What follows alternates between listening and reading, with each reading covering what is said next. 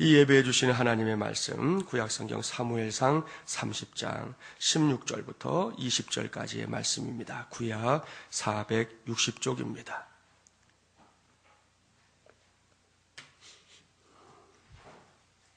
사무엘상 30장 16절부터 20절까지의 말씀, 구약 460쪽입니다. 이 계시의 말씀을 봉독할 때에 살아계신 하나님의 음성 꼭 들으시기 바랍니다.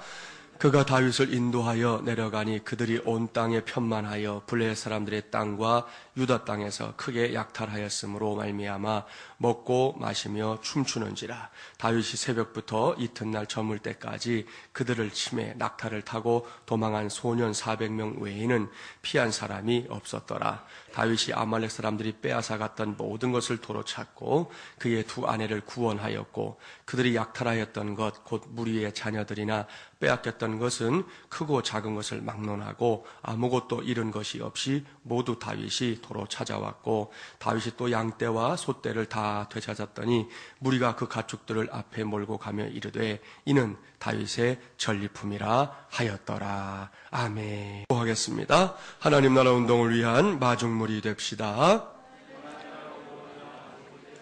하나님께 몰입하며 기도합시다. 하나님의 응답이 당신의 것입니다.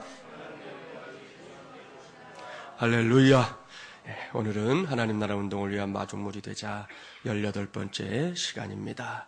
오늘은 나의 힘을 빼야 하늘의 힘으로 살 수 있습니다 라는 제목으로 하나님의 말씀을 전하도록 하겠습니다. 오늘도 우리는 사무엘상 30장 말씀을 계속해서 살피게 되었습니다. 여기서 지난 시간에 나누었던 말씀들 잠깐 떠올려 보시기 바랍니다. 지금은 다윗이 시글락성에 쳐들어왔던 이 아말렉 족속의 뒤를 쫓아가고 있는 중이지요.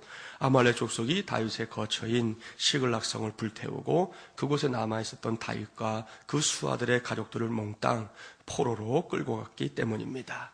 이렇게 다윗이 아말렉 족속의 뒤를 쫓아가다가 들판에서 애굽 소년 한 사람을 만났던 거 기억하시죠?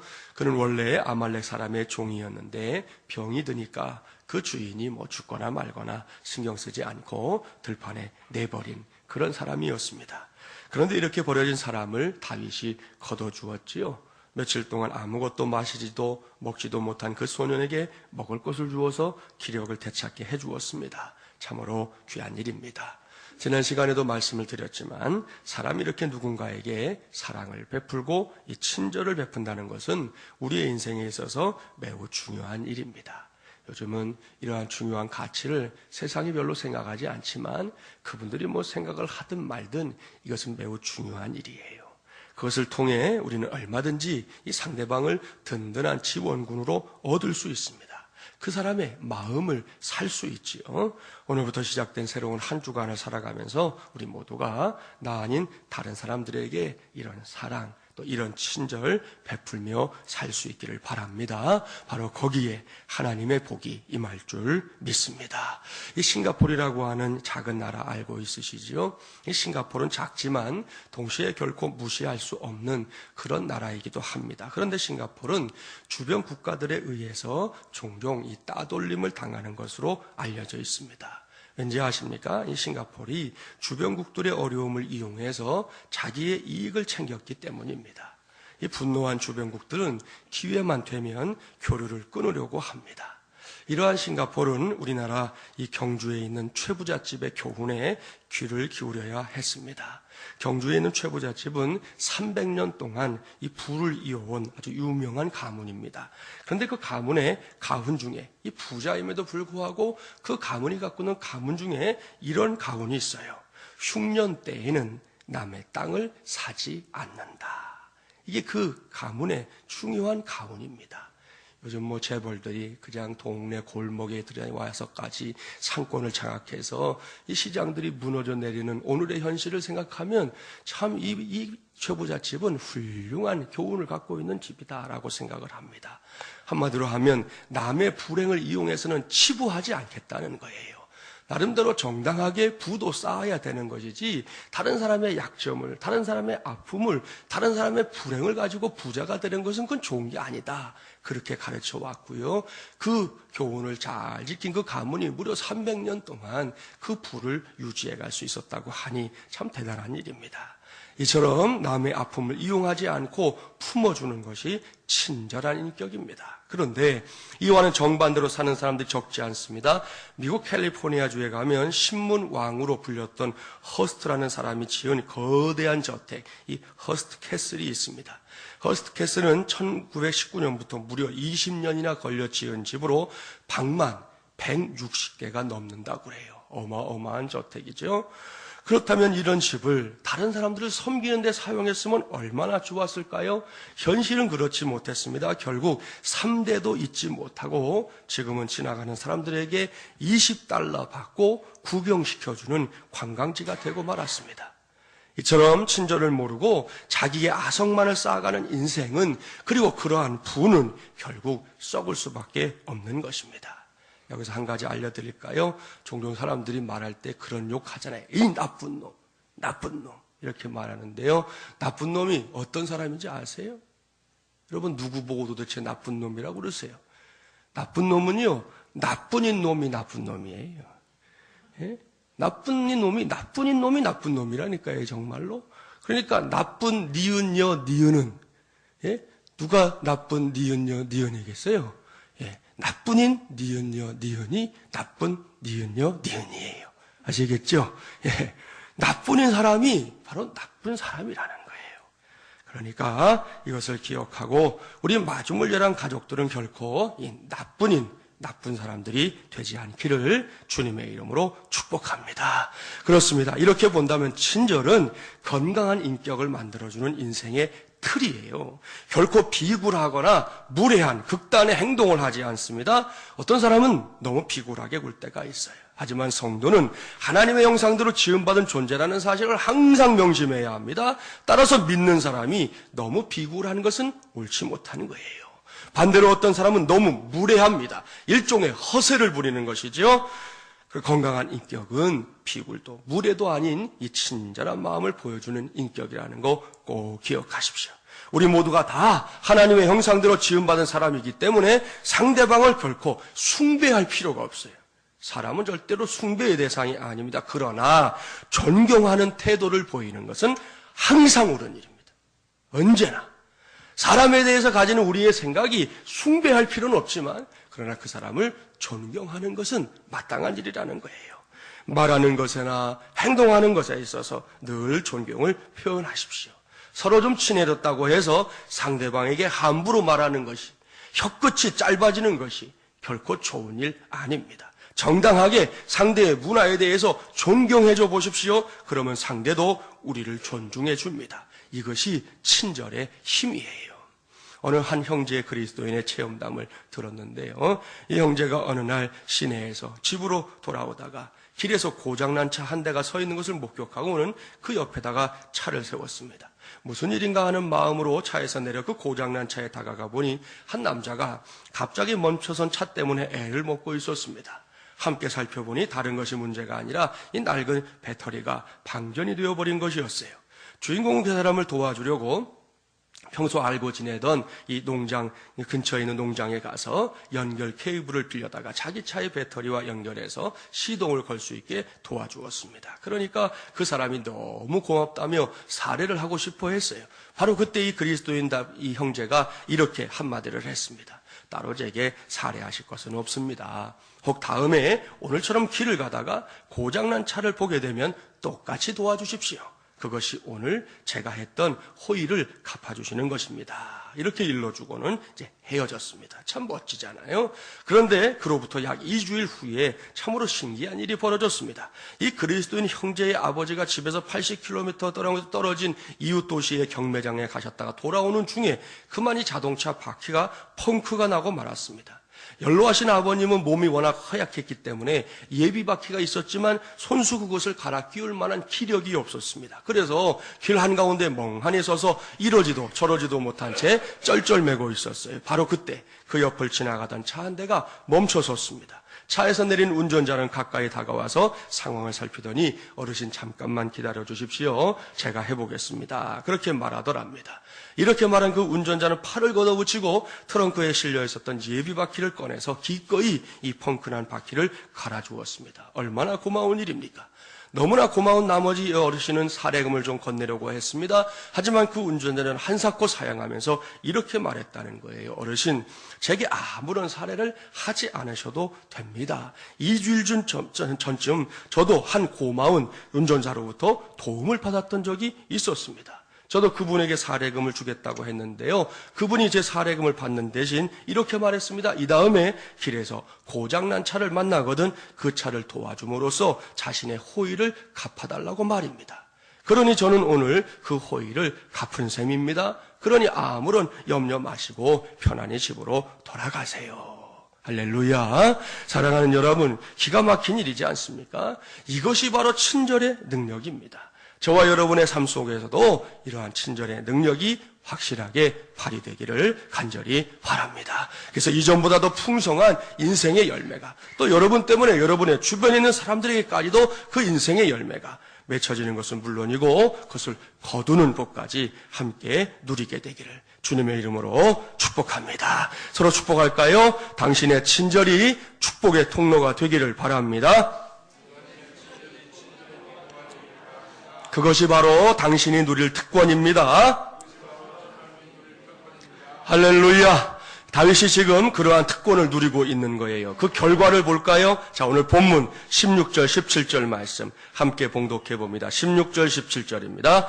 그가 다윗을 인도하여 내려가니 그들이 온 땅에 편만하여 블레셋 사람들의 땅과 유다 땅에서 크게 약탈하였으므로 말미암아 먹고 마시며 춤추는지라. 다윗이 새벽부터 이튿날 저물 때까지 그들을 치매 낙타를 타고 도망한 소년 400명 외에는 피한 사람이 없었더라. 아멘. 처음 시글락성을 떠날 때만 해도 참으로 막막한 길이었습니다. 아말렉 족속이 그 넓은 광야에서 어떤 길로 갔는지 알 수가 없지 않습니까? 요즘처럼 정찰 헬기를 띄울 수 있는 그런 상황도 아니고 말입니다. 보이는 것이라고는 넓디 넓은 광야뿐입니다. 그런데 그 황량한 광야 속에서 만난 소년 한 사람이, 그것도 다윗의 친절에 감동을 먹은 그 소년 한 사람이 다윗의 고민을 한 방에 날려버렸습니다. 그는 아말렉 족속이 어디로 가고 있는지, 어떤 길을 선택해서 이동하고 있는지를 잘 알고 있었기 때문입니다. 결국 이 소년의 도움으로 다윗과 그 수하들은 아말렉 족속이 진을 치고 있는 그곳을 찾아냈습니다. 다윗은 자신들이 승리했다고 생각하고는 흥청망청 취해 있는 아말렉 족속을 사정없이 쳤습니다. 마침내 이 전쟁은 다윗의 승리로 돌아갔습니다. 아말렉 족속은 다윗의 기습 공격 앞에 속수무책이었습니다. 낙타를 타고 도망친 사람들을 제외하고는 모두 몰살을 당하고 말았습니다. 사랑하는 마중물려한 가족 여러분, 여기서 우리가 주목해야 할 것이 있습니다. 그것은 다윗이 새벽부터 무려 이튿날 저물 때까지, 그러니까 거의 이틀 동안 쉬지 않고 아말렉 족속을 쳤다는 사실입니다. 얼마나 대단한 일입니까?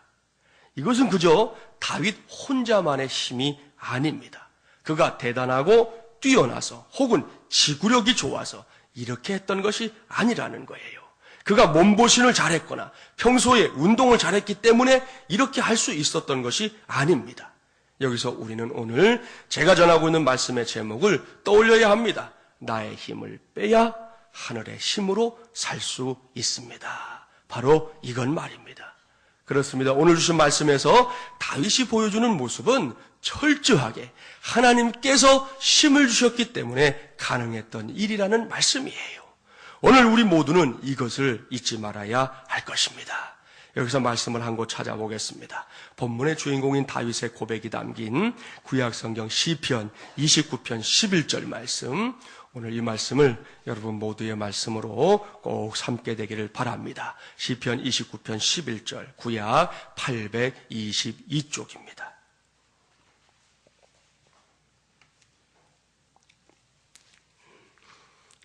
밑줄 쫙 하셔도 좋을 말씀이에요. 29편 11절 말씀 822쪽 한 절만 봉독합니다. 여호와께서 자기 백성에게 힘을 주시며 여호와께서 자기 백성에게 평강의 복을 주시리로다. 아멘. 할렐루야. 다윗의 고백이 담긴 이 말씀을 주목하십시오. 2월 넷째 주일인 이 아침에 이 말씀을 꽉 붙잡기 바랍니다. 다윗은 하나님께서 우리 인생들에게 베푸시는 위대한 은혜를 고백하고 있는데요. 그 첫 번째가 무엇입니까? 여호와께서 자기 백성에게 뭘 주시며? 쉼을 주시며. 할렐루야. 바로 이것입니다. 지금까지 우리가 만났던 그리고 앞으로 만나게 될 모든 인생의 상황들을 헤쳐나갈 수 있는, 이겨낼 수 있는, 해결할 수 있는 하늘의 힘을, 하늘의 능력을 부어주시겠다는 위대한 약속입니다. 이것이 하나님께서 다윗에게 베푸셨던 은혜요 약속입니다. 참으로 놀랍지 않습니까? 오늘은 이 자리에 앉아있는 마중물이란 가족들 모두가 이 위대한 약속의 주인공들이 되기를 주님의 이름으로 축복합니다. 그런데 우리가 이러한 은혜를 누리기 위해서 반드시 전제할 것이 있다는 것입니다. 그것은 하늘의 힘을, 하나님께서 부어주시는 힘을 나의 것으로 삼기 위해서 먼저 내가 내 몸에서 힘을 빼야 한다는 것입니다. 옳습니다. 우리는 이 역설적인 진리를 잘 이해해야 합니다. 그래야만 하나님께서 주시는 힘을 친히 공급받을 수 있는 거예요. 내게 찾아오시는 하나님의 은혜라는 책을 쓴 이 스티브 맥베이라고 하는 이분이 이 책에서 자신의 경험담을 독자들과 나눕니다.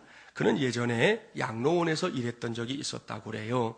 당시에 그가 할 일은 다른 게 아니라 이 몸이 불편한 이 어른들을 휠체어에서 침대로 이렇게 옮겨 앉게 해주거나 눕게 해주는 일이었다고 합니다.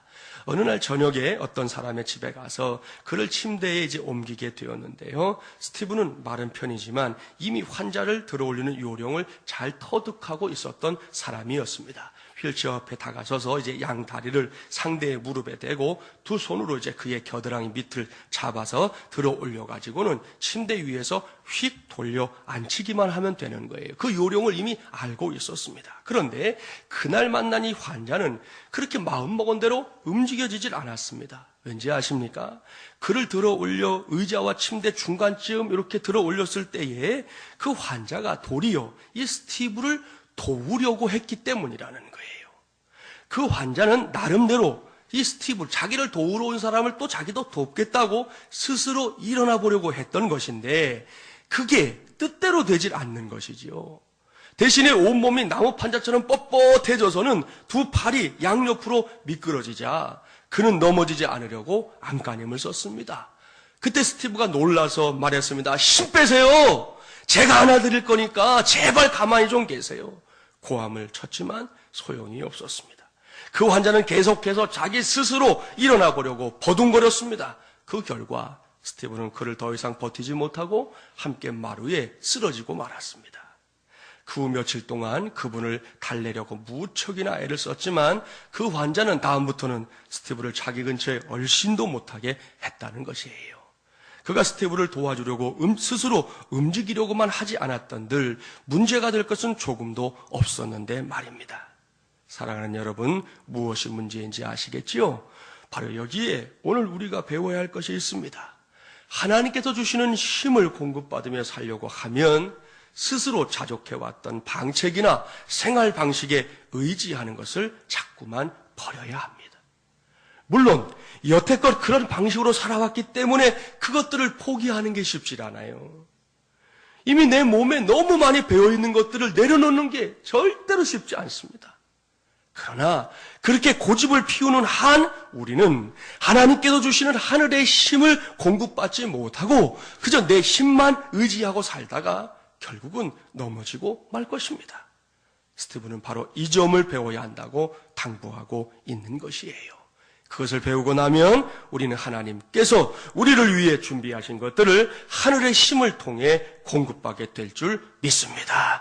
다윗이 바로 그런 사람이었다는 것이지요. 다윗은 하나님께서 부어주시는 힘을 얻기 위해 스스로의 힘을 빼버린 사람입니다.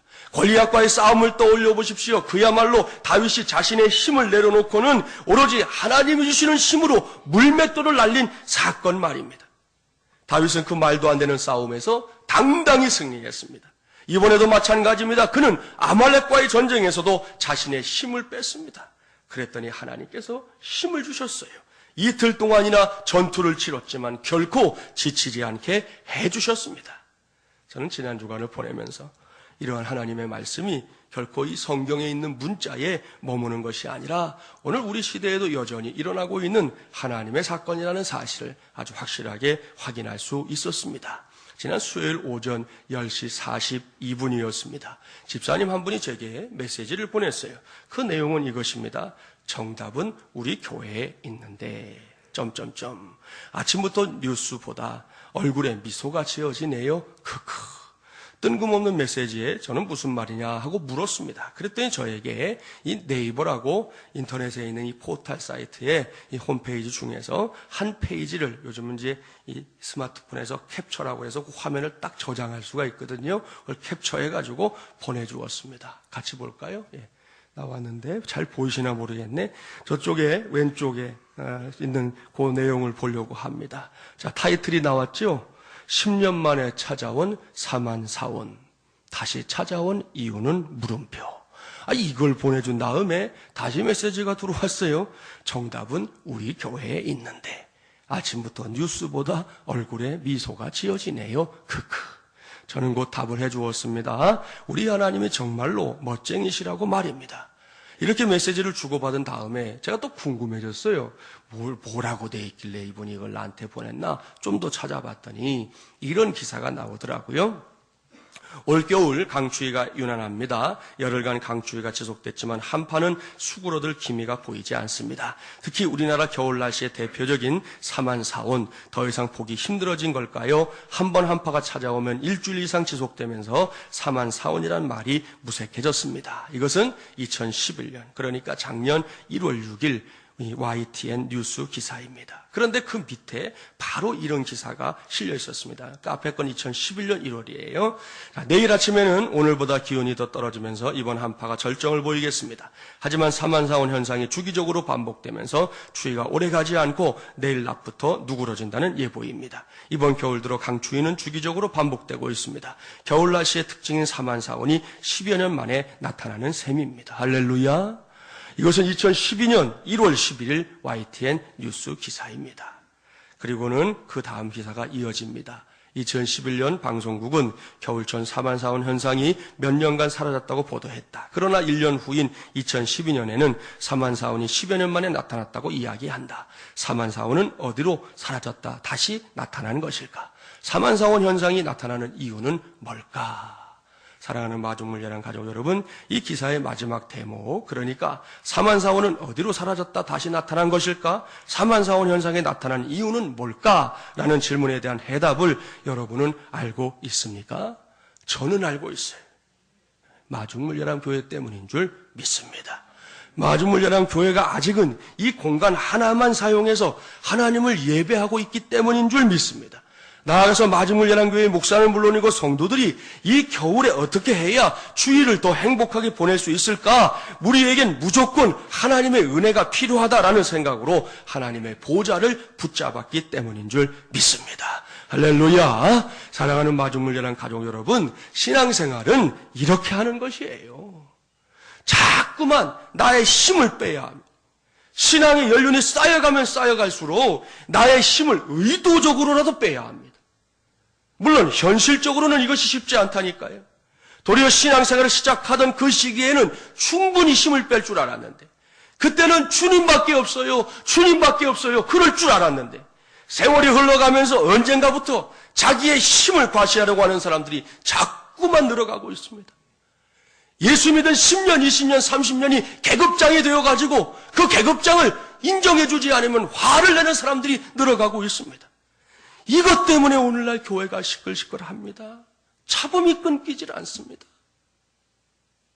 그렇기 때문에 우리 마중물연합 교회에서부터 나의 힘을 빼는 일이 시작되기를 간절히 바랍니다. 그리하면 장담할 수 있다니까요. 하나님께서 자기의 힘을 빼낸 하나님의 자녀들에게 필설로는 다 할 수 없는 하늘의 힘을 공급해 주실 줄 믿습니다. 아울러 하늘의 힘으로 위대한 승리를 이루게 하실 줄 믿습니다. 모르긴 몰라도 요즘 특세를 감당하고 있는 분들은 이러한 사실을 조금씩 체험하고 있을 것입니다. 그렇습니다. 이른 새벽을 깨우는 일, 그것이 지금 우리에게는 나의 힘을 빼내는 과정이에요. 가능한 분들은 이곳까지 와서 원거리에 거주하는 분들은 각자의 처소에서 새벽을 깨우고 있습니다. 우리 멀리 계시는 집사님 한 분도 저한테 문자가 왔는데 이분이 종일 일을 하시기 때문에 사실 체력적으로 힘든데도요, 새벽에 4시 반, 5시면 눈을 뜨고 거기서 새벽에 같이 새벽 예배를 드린다는 거예요. 여러분, 참 얼마나 귀한 일입니까? 특별히 딸과 관련된 중요한 기도 제목이 있었는데 그 제목이 응답이 당겨지게 되었다고 감사의 문자를 보내주어서 얼마나 또 감사했는지 모릅니다. 그렇게 새벽을 깨우고 기도하는 시간을 통해 저와 여러분 모두가 할 일이 다른 것이 아니에요. 나의 힘을 빼내는 것입니다. 그리할 때 우리 모두는 하늘의 힘으로 살아가는 위대한 복을 누리게 될 줄 믿습니다. 할렐루야. 서로 축복할까요? 당신의 힘을 빼야 합니다. 그렇게 축복해서는 안 빠져요. 예? 제대로 축복해 주세요. 당신의 힘을 빼야 합니다. 하나님께서 하늘의 힘을 부어주십니다. 자, 그 다음 축복부터는 정말 마음껏 해주세요. 그러면 지치지 않습니다. 물러서지 않습니다. 당신이 승리할 줄 믿습니다. 할렐루야. 다시 본문으로 돌아가 보세요. 다윗과 아말렉 사이의 전쟁이 어떻게 끝났을까요?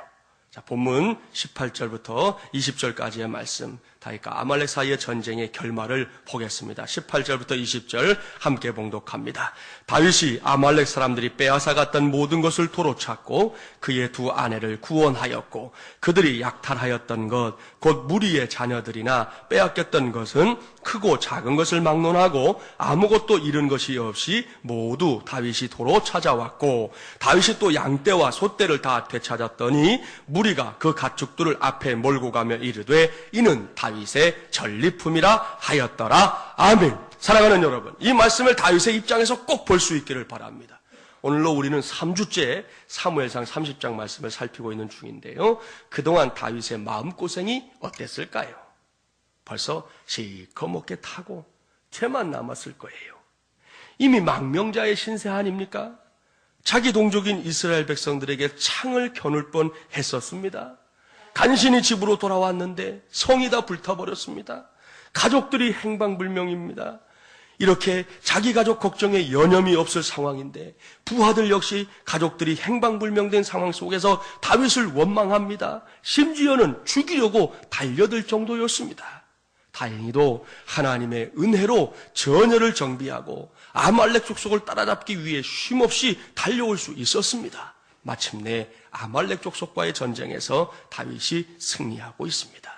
어디 그뿐입니까? 잃어버렸던 모든 것을 되찾고 있습니다. 다윗이 얼마나 감격하고 얼마나 감동했겠습니까? 그런데요, 이 말씀을 잘 살펴보세요. 어디서 많이 본 말씀이지 않습니까? 요즘 성경 통독을 하는 분들은, 혹시 여기까지 읽으신 분들은 이거 어디서 많이 본 말씀인데? 라고 생각이 들 거예요.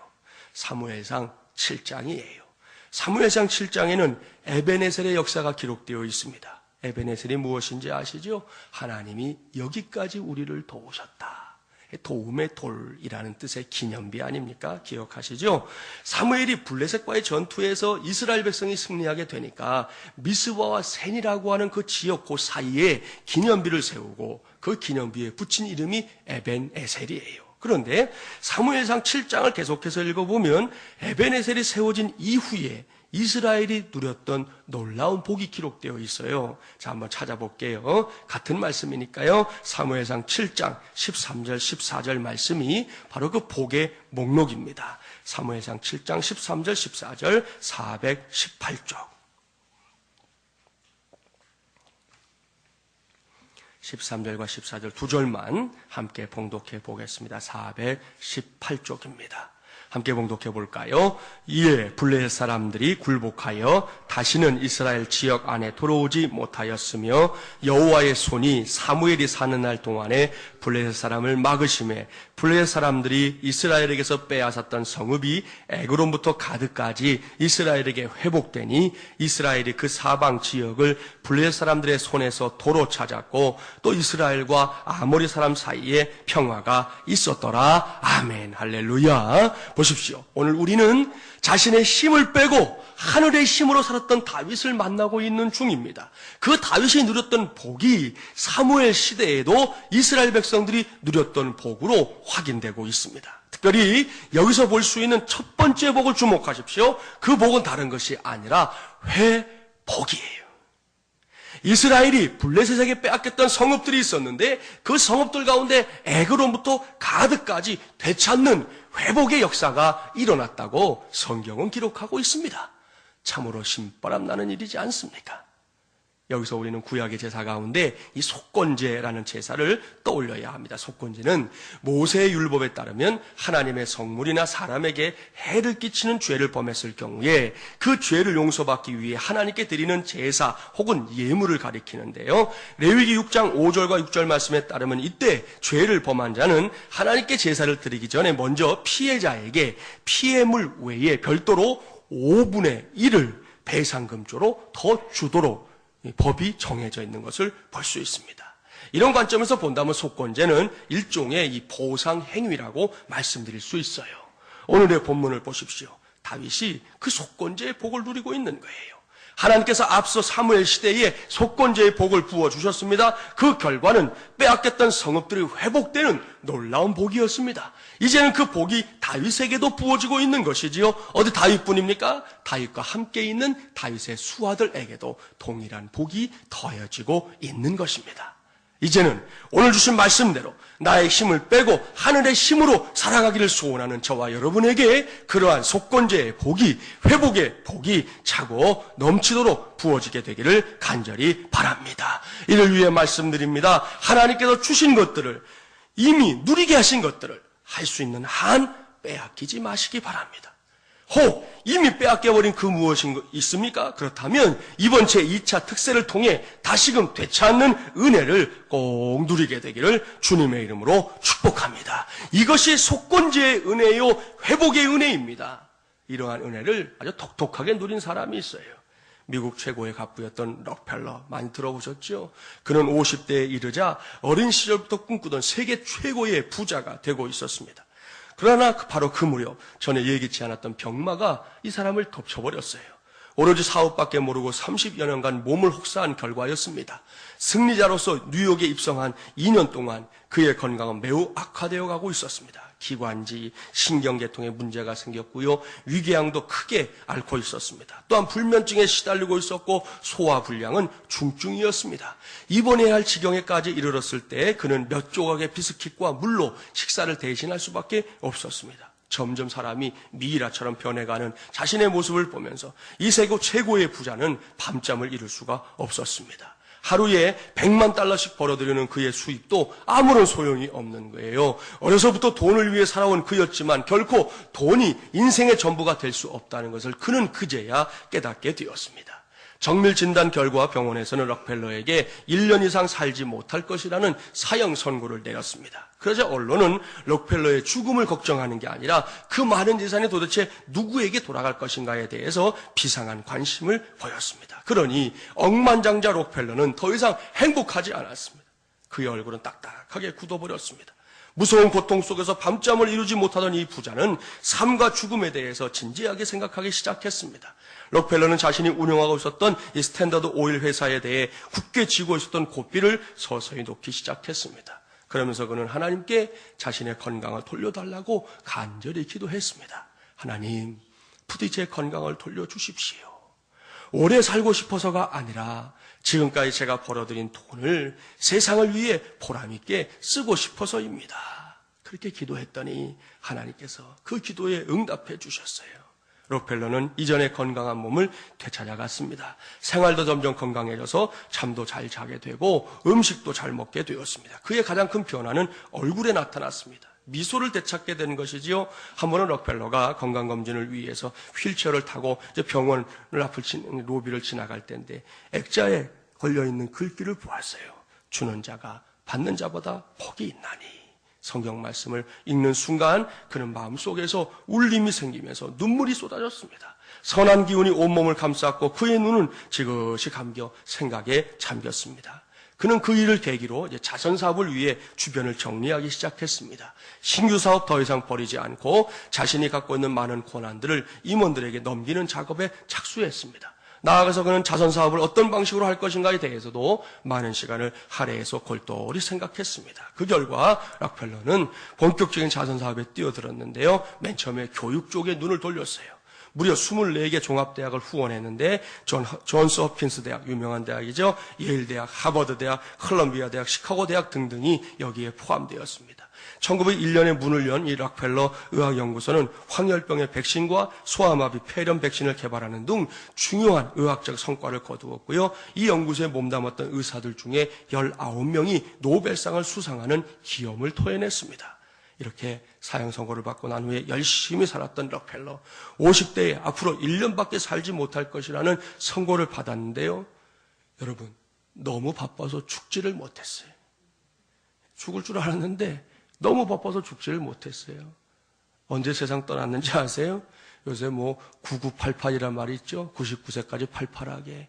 이 여론은 한 살 못한 98세까지 살면서 하나님께서 자신에게 맡기신 건강과 재산을 유익하게 사용하면서 훌륭한 인생의 종적을 남겼습니다. 이것이 록펠러가 받았던 속건제의 은혜요, 회복의 은혜입니다. 사랑하는 마중물자는 가족 여러분, 여기까지 제가 말씀을 전하면서 소개했던 인물들을 한 사람 한 사람 떠올려 보십시오. 다윗을 비롯해서 사무엘과 록펠러에 이르기까지 그들에게는 분명한 공통점이 있습니다. 그것은 그들 모두가 먼저 나의 힘을 뺐다는 것입니다. 이것은 결코 쉬운 일이 아닙니다. 명색이 나의 힘이니까 내 마음대로 맘만 먹으면 될 것 같으시죠? 아니요. 결코 그렇지 않습니다. 이 세상에서 가장 힘겨운 싸움이 누구와의 싸움인지 아십니까? 바로 내 자신과의 싸움이에요. 여러분이 원수처럼 여기는 그 사람하고 싸우는 게 아니에요. 그건 별것 아닌 싸움. 진짜 어려운 싸움은 내 자신과의 싸움이에요. 하루에도 수천 번씩 왔다 갔다 하는 것이 내 속에 숨어있는 또 하나의 나입니다. 조속간에 마음이 바뀝니다. 그 정도만 돼도 괜찮은데 어떤 사람들은 화장실에 들어갈 때와 나갈 때가 마음이 다르다고 하잖아요. 우리가 이렇게 연약한 존재들입니다. 따라서 나의 힘을 빼는 것은 철저하게 하나님의 도우심이 필요한 부분입니다. 그렇기 때문에 구하시라는 거예요. 당장 구하십시오. 하나님 아버지, 내게서 나의 힘을 빼내 주시옵소서. 내 마음과 생각과 내 영혼을 친히 다스려 주시옵소서.